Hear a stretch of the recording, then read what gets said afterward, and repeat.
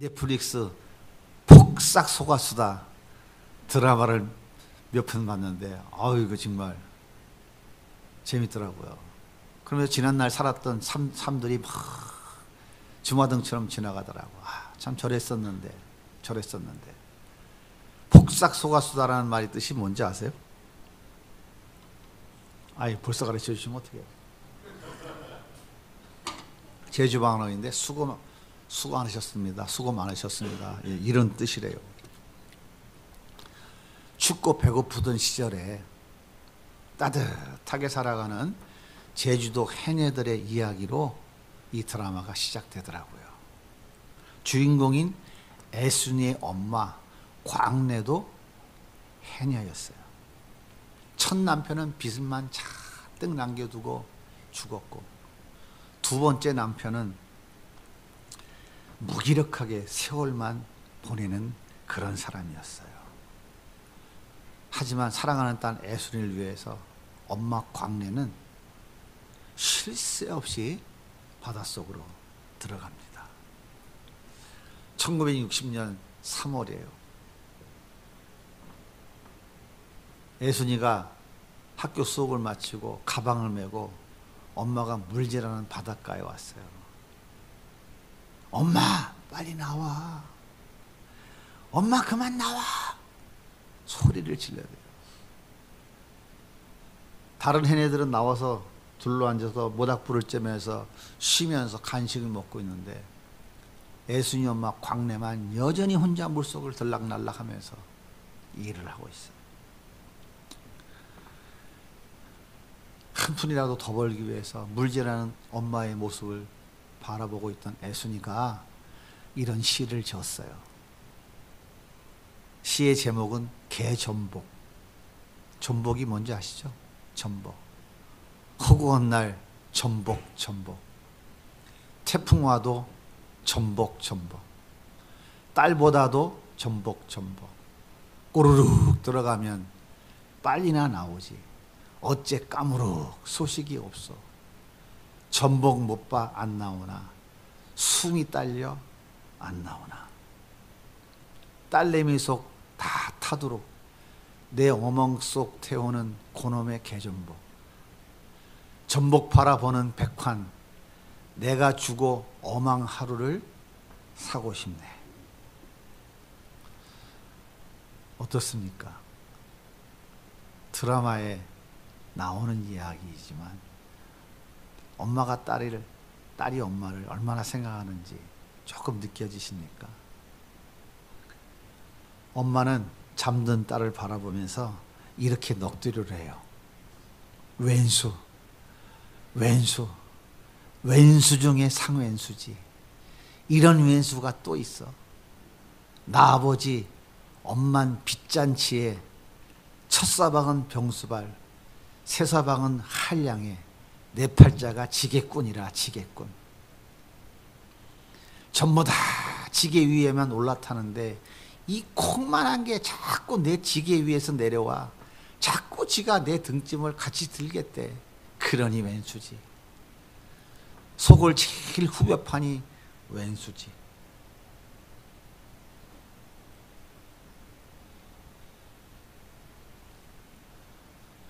애순이가 급장선거에서 37표를 받았는데 28표를 받은 만기가 급장이 됐어요. 그래서 애순이가 내가 37표 만기보다 더 많이 받았는데 왜 만기를 급장시킵니까? 억울하다고 선생님한테 따졌어. 집에 가서 엄마한테 엉엉 울었어. 선생님이 뭐라 그러냐면 표가 많다고 급장이 되는 게 아니라 물심양면으로 도움이 되는 사람이 급장이 돼야 되지. 그래서 울면서 집에 와서 엄마한테 얘기했어요. 엄마가 분해가지고 동서 밭에 갔어. 동서가 밭을 지금 갈고 있는데 가가지고 동서 이리 와. 여기 앉아 쉬어. 내가 대신 갈아줄게. 밭 다 갈아줄게. 아니 됐어요 형님. 아니야 내가 갈을 때 앉아있어. 열심히 밭을 갈았어. 그 대신 진주 목걸이 좀 빌려줘. 하루만 빌려줘. 대신 밭을 갈고 진주 목걸이 빌려서 딱 걸고 봉투에다 촌지를 준비해서 선생님 찾아갔어. 우리 예순이 좀 잘 부탁합니다. 급장 돌려주라 이 얘기지. 그랬더니 며칠 지나서 예순이가 엄마 급장보다 부급장이 더 좋아. 신경 쓰지 마. 그렇게 말했더니 엄마가 딸 예순이에게 이렇게 말해요. 예순아, 엄마가 가난하지 네가 가난한 거 아니야. 쫄아붙지 마. 너는 푸지게 살아. 그랬더니 예순이가 이렇게 대답합니다. 근데 엄마도 쫄아붙지 마. 내가 일단 크면은 일단 최고 1번으로 진주 목걸이 해줄게. 예순이가 진주 목걸이 해준다는 말에 엄마가 감동을 받아가지고 그래 나 오래 살아야 될 거야. 나 오래 살아야 돼. 그래서 아궁에다가 담배를 다 불태워버려요. 그리고 1년 4개월 지난 1961년 7월 순병에 걸려서 더 이상 물속에 들어갈 수 없는 엄마 광래가 무당을 불러다가 나 오래 살고 싶다고 굿해달라고 해서 마당에서 굿판이 벌어졌어요. 예순이가 이 엄마의 모습을 보면서 화가 나서 엄마의 해녀복을 갖다가 태워버리고 바다에 나가서 오열합니다. 이렇게 오열해요. 남이 엄마 냅둬요. 냅둬. 엄마라도 좀 냅둬. 용왕이 왜 그래요? 왜 지멋대로 죄 없는 사람을 잡아가? 봐줘야지 봐줘야지. 평생 죽으라 일만 시켜놓고 비행기도 못 타봤는데 진주 목걸이랑 비행기랑 내가 다 해주려고 그랬는데 왜?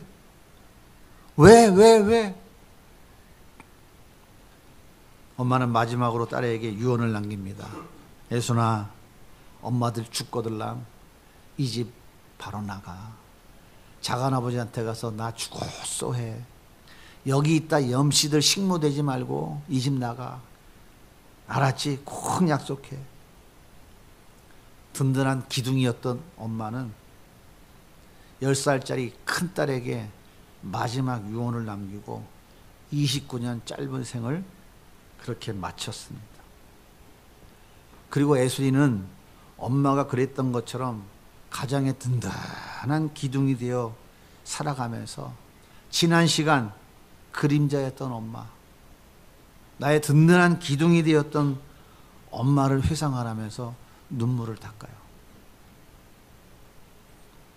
기둥이 무너지면 그 가정은 어떻게 될까요? 로마의 통치 아래 있던 에베소는 당시 로마 제국의 5번째 큰 도시였어요. 소아시아의 행정 수도였습니다. 로마의 통치와 다스림이 강력하게 미쳤던 도시가 에베소입니다. 이 에베소에는 로마의 가부장적 가정제도가 강력하게 시행되고 있었어요. 자식을 낳아서 마음에 안 들면 호적에 올리지 않고 그냥 버렸어요. 장애아가 나면 그냥 버렸어요. 그래도 누가 뭘 할 사람이 아무도 없었어요. 여자는 그냥 소유물이었어요. 거기다가 자식도 못 낳는 여자는 인생길 험하고 마음 지쳐 그런 삶을, 비참한 삶을 살아갈 수밖에 없었습니다. 바울은 에베소의 이런 문화와 질서를 몰랐을까요? 그런데 어째서 남편에게 복종하라고 외칠까요? 바울의 이 외침은 타당한가요? 받아들여야 됩니까? 거룩하신 성도님들은 하나님 말씀이니까 받아들여야 되지 않겠습니까? 좀 해봐요. 그러면 왜 안 해? 잘 돼요? 2000년 전에는 안 됐는데 2000년 지난 지금은 잘 되나요? 거꾸로 그때는 안 됐는데 지금은 될까요? 인간은 그때나 지금이나 똑같아요. 똑같이 안 돼요. 근데 바울은 어떻게 해서 이렇게 가당치도 않은 이야기를 쏟아내고 있을까요?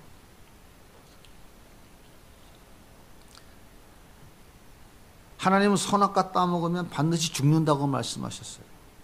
그런데 뱀은 눈이 밝아져서 하나님같이 된다고 거꾸로 뒤집어서 말해요. 하와는 선악과를 따먹었어요. 그리고 자기 남편 아담에게도 갖다 주었습니다. 당신 미쳤어? 하나님 절대 따먹지 말라고 하셨는데 이걸 왜 따먹고 나한테까지 가져와?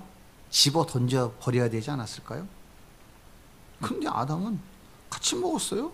맛있다 하고 우거우거. 여러분, 기둥은요 지붕을 받쳐주는 중심입니다. 기둥은 견고한 버팀목이에요. 기둥이 중심을 잃고 쓰러지면요 지붕이 주저앉게 돼 있어요. 그러면 그 가정은 산산조각이 납니다. 아담의 가정 기둥이 누구였죠? 하와였어요. 기둥인 하와가 하나님같이 될 수 있다는 미혹의 중심을 잃고 말았어요. 견고한 버팀목이 중심을 잃자 흔들렸어요. 그러니까 지붕이 주저앉았어요. 그 결과가 뭔가요? 에덴에서 마음껏 누렸던 풍요함과 평안함은 산산조각이 나고 말았어요. 그렇게 조각난 풍요와 평안을 붙여보려는 아주 힘겨운 몸부림이 시작됐어요. 자, 그런데 큰아들 가인이 자기 둘째 아들, 자기 동생 아벨을 돌로 쳐 죽여버렸어요. 이게 도대체 말이 됩니까? 어떻게 이런 일이 벌어졌을까요? 뻥 뚫린 하늘에서 쏟아져 내리는 그 눈보라와 비바람을 온몸으로 맞았기 때문은 아닐까요?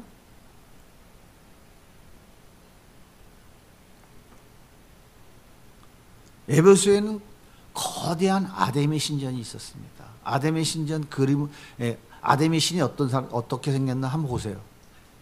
저 뭐예요, 저게? 무슨 돌기가 나온 거예요? 어떻게 여자의 가슴이에요? 뭐예요, 저게?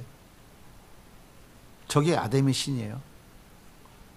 저 돌기라고 표현을 하는데 제가 볼 땐 저건 다 가슴이에요. 여자의 가슴을 표현한 거예요. 적게는 12개, 많게는 40개까지 달려 있어요.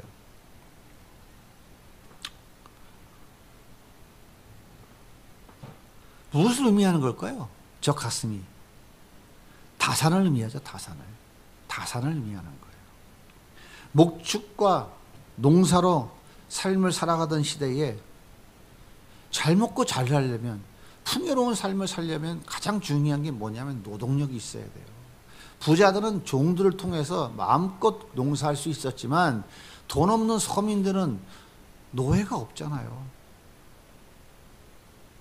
뭔가 노동력이 있어야 많은 땅을 경작을 해서 더 많은 수확을 얻을 수 있는데 방법이 없잖아요.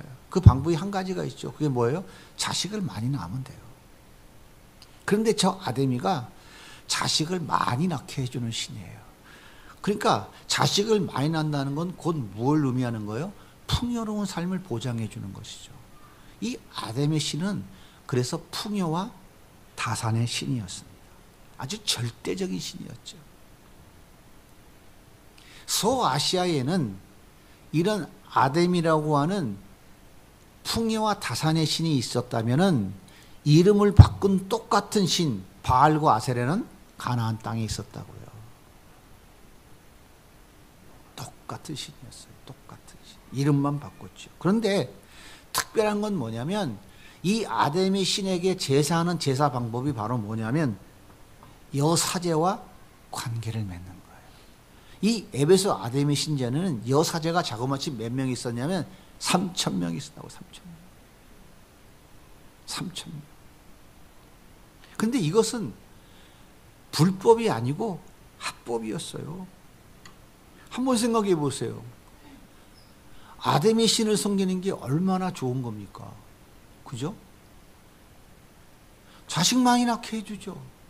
그 자식이 풍성한 노동력에 대해서 풍요로운 삶이 보장되죠. 이걸 우리말로 뭐라고 얘기해요?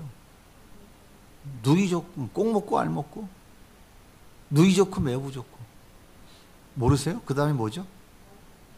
마당 쓸고 동전 죽고. 또 뭐 없어요? 예? 도랑 치고 가지 잡고. 할렐루야지. 얼마나 좋아. 이게 얼마나 좋냐고요. 오늘날 한국 교회가 요렇게 신앙생활 한다고 요렇게 이렇게 신앙생활 한다고요. 그러니까 하나님이 지금 몽둥이를 들고 때리고 계신 거예요. 정신 차려야 돼요. 정신 차려야 돼. 하나님은요, 믿지 않는 자, 하나님 택하지 않은 자 관심 없어요. 하나님이 자기 택한 자들에게만 관심이 있어요. 지금 대한민국의 상황을 통해서 하나님이 무슨 말씀을 하시는지 안 들리십니까? 저는 너무 잘 들리는데. 에베소 교회 안에는 두 부부가 예수 믿고 교회 공동체 안에 들어왔지만 여전히 아데미를 찾아가는 남편들이 있었어요. 아내는 예수 믿고 교회 공동체 안에 들어왔지만 예수 믿지 않는 남편, 여전히 당당하게 아담의 신년을 찾아가는 남편들이 있었어요. 그 가정에 갈등이 있었을까요? 없었을까요? 얼마나 영적인 부딪힘이 많았겠어요. 자, 남편이 아담의 신전에서 지금 무슨 짓을 하고 왔는지 뻔히 아는 아내가 여보 수고 많으셨어요. 진지 드세요. 내가 오늘 잘 차려놨습니다. 웃으면서 남편에게 밥상을 내밀 수 있겠습니까? 있다고 생각하시는 분 손 들어보세요. 완전히 거짓말이니까.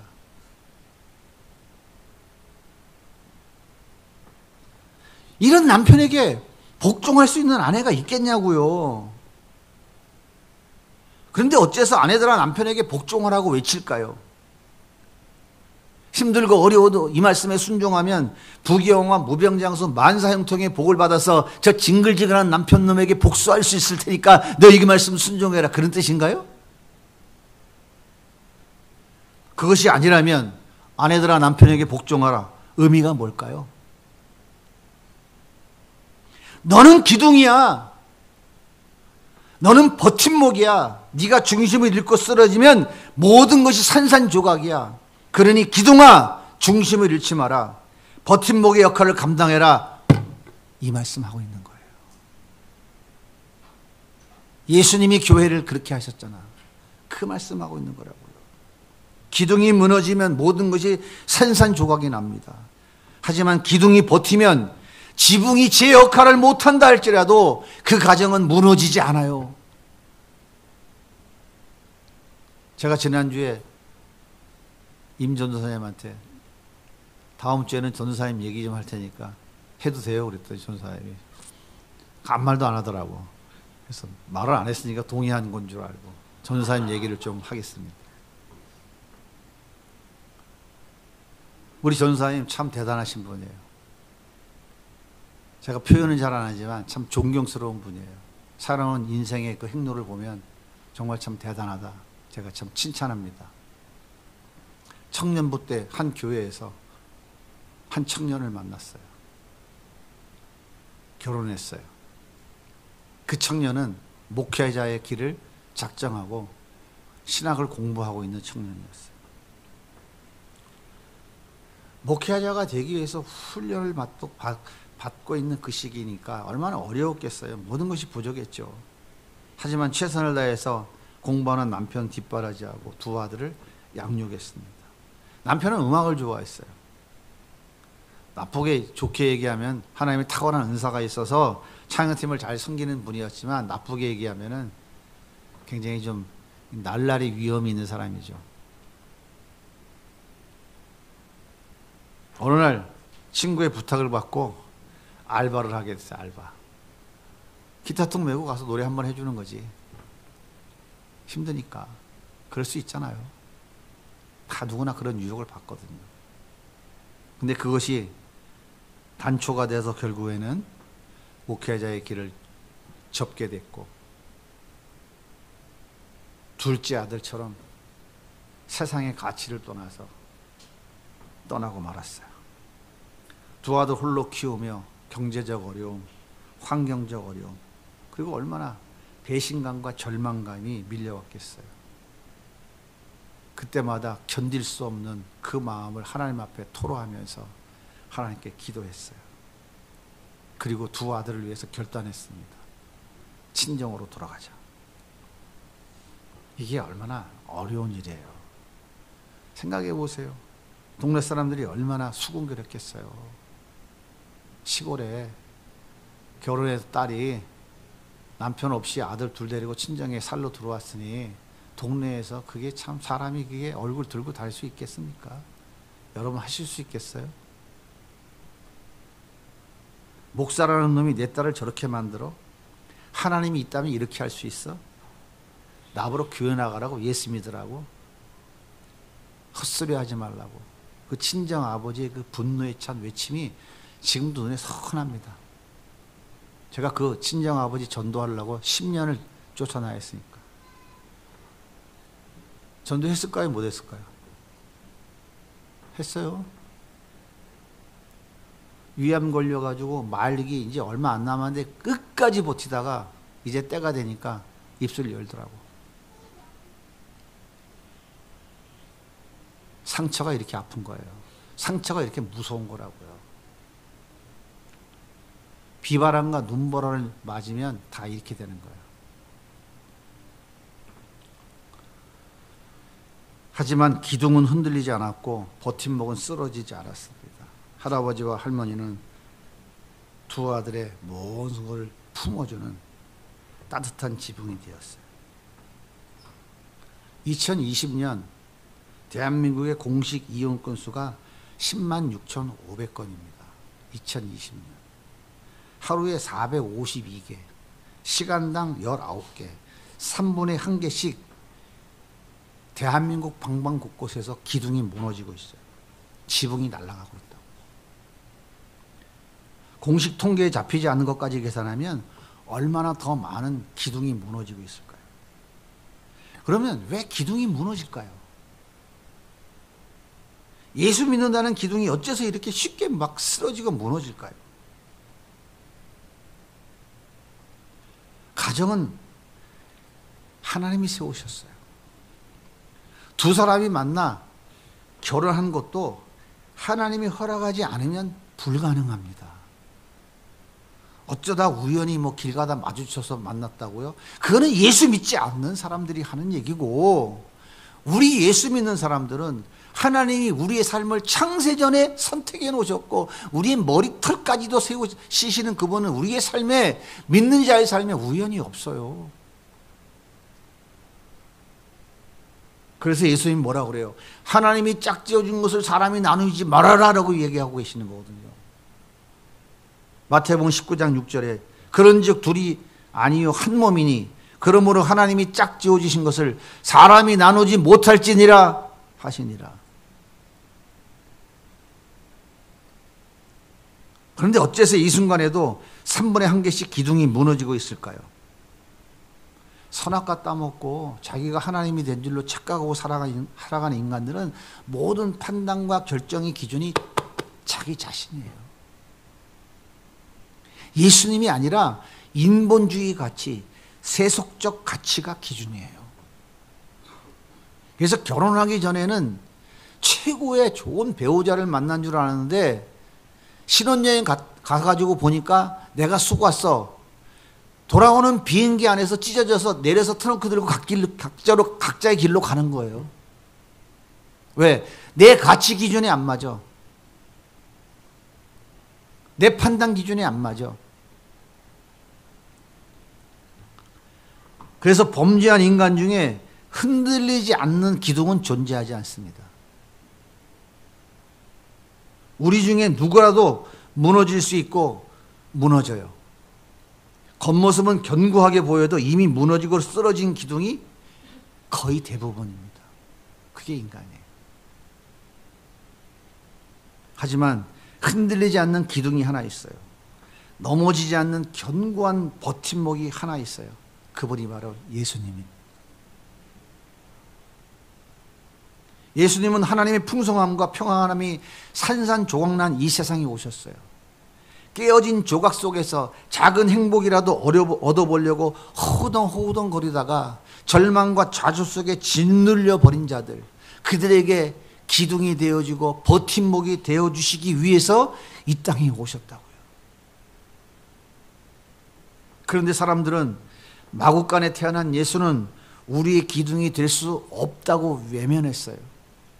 목수의 아들 저 갈릴리 촌동네에서 우리를 지켜줄 기둥이, 우리를 품어줄 지붕이 나와? 말도 안 된다고 부정했어요. 우리의 기둥은 십자가에서 힘없이 죽은 연약한 자가 아니라고 그들은 부정했어요. 우리의 기둥은 로마의 압제로부터 우리를 구원해서 다윗 왕국과 같은 강력한 나라를 세울 수 있는 힘과 능력이 있는 자라야만 된다고 그들은 외쳤어요. 그런데 예수님의 십자가는 견고했습니다. 구원의 기둥은 흔들리지 않았어요.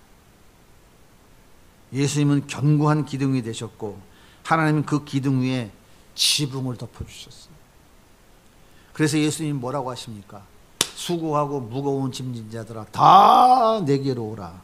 내가 너희를 편히 쉬게 하겠다. 예수님 안으로 들어오면 예수님이 다 따뜻하게 덮어주시고 예수님 안에 들어오면 그 기둥은 흔들리지 않기 때문에 영원토록 안전합니다. 예수님은 무너진 잿더미 속에서 울고 있는 병든 자, 가난한 자, 세리와 창기, 춥고 배고픈 자들에게 찾아가서 그들에게 따뜻한 지붕이 되셨고 그들에게 견고한 기둥이 되어주셨어요. 이 견고한 기둥, 예수 붙잡는 자는 흔들리지 않습니다. 이 견고한 버팀목, 예수 붙잡는 자는 무너지지 않습니다. 다른 방법은 없습니다. 오직 예수 붙잡는 것 이외에 다른 길이 없어요. 다 무너집니다. 다 무너져요. 겉은 서 있는 것 같지만 속은 다 무너져 있다고요. 그게 인간이에요. 그게 범죄한 인간이에요.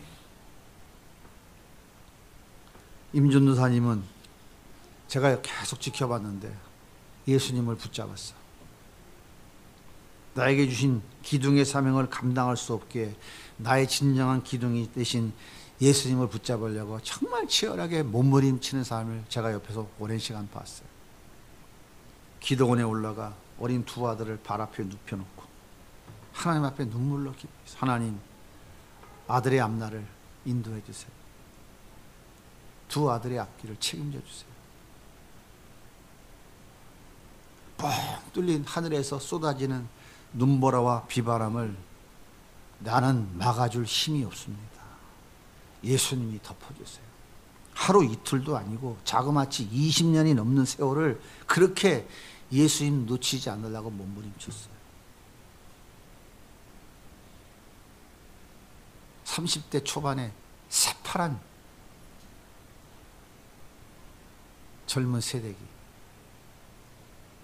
얼마나 세상에 유혹도 많고 눈이 돌아가는 곳도 많았을까.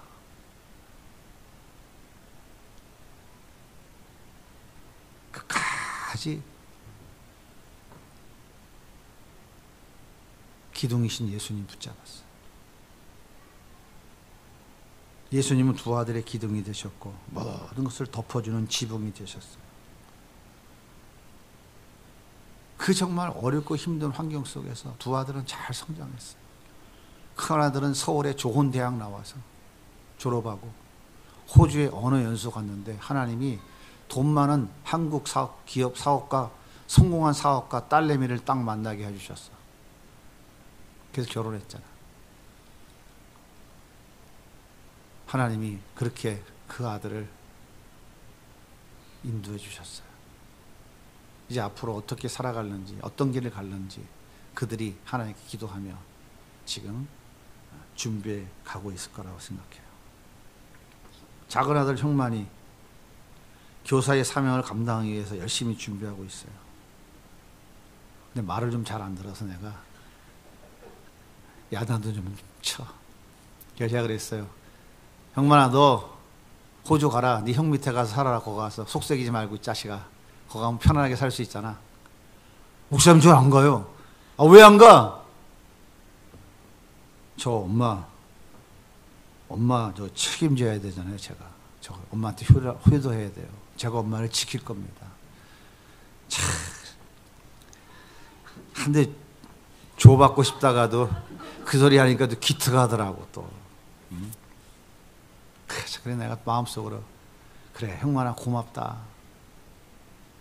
너네들은 모르지 이놈아. 네 엄마가 니들 위해서 어떻게 기도했는지. 너희 자식아 어릴 때 포대기다가 싸가지고 그 추운 겨울에 기도원 그 골방에 기도골에 들어가서 그 포대기에 싸놓고 앉아서 눈물로 기도했어. 이 자식아. 엄마의 눈물이 네 얼굴에 로션이었다고. 스킨 로션. 넌 그렇게 큰 자식이야. 어려요. 그거 오늘도 예배 안 나왔어. 형만아 듣고 있냐? 나중에라도 들어라.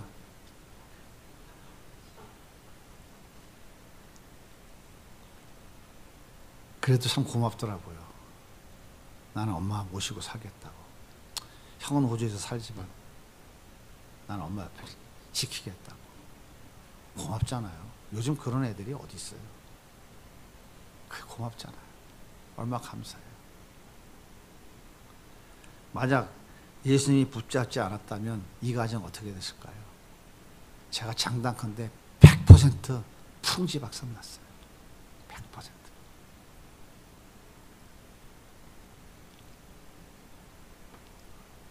사랑하는 여러분, 이 세상의 모든 기둥은 무너집니다.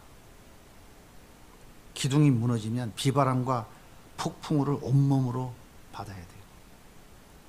이제 막 피어난 어린 새싹들이 어떻게 감당할 수 있을까요? 그래서 아픔과 고통을 잊기 위해서 일탈하게 되고요. 그 일탈이 작은 범죄 행위로 발전하고 결국에는 점점 그 범죄가 커져서 비참한 나락으로 떨어지는 거예요. 하지만 무너지지 않는 강력한 기둥이 있습니다. 그 기둥이 바로 예수님이에요. 예수님 품 안에 들어가면 예수님이 안아주십니다. 눈의 눈물을 닦아주세요. 그리고 견고하게 붙잡아 주십니다. 그리고 따뜻하게 덮어주십니다. 풍성함과 평안함이 넘치는 가정으로 세워주십니다. 예수님이 지금 우리에게 말씀하십니다. 너는 기둥이야. 너는 버팀목이야. 내가 중심을 잃고 쓰러지면 모든 것이 산산조각이야. 그러니 기둥아, 중심을 잃지 말아라. 버팀목의 역할을 감당하거라. 힘들고 어렵지? 그래서 내가 너에게 찾아왔잖아. 내 품에 들어오너라. 내가 안아줄게. 내가 너의 든든한 기둥이 되어 너의 가정을 책임져 줄게. 지붕이 날아가서 눈보라 비바람이 집 안으로 쏟아져 들어와도 기둥이 무너지지 않고 단단하게 버티고 서 있으면 하나님이, 예수님이 그 기둥 붙잡아 주시고 그 기둥 위에 지붕을 덮으셔서 그 가정을 살리시는 거예요. 꼭 명심하십시오. 우리 젊은 엄마들, 젊은 아내들, 세상적 가치, 인본주의 가치 가지고 판단하면 100이면 100 다 무너집니다. 다 무너져요. 이제 여러분이 대답할 차례입니다. 여러분 어떻게 대답하시겠습니까? 주님께 대답하세요.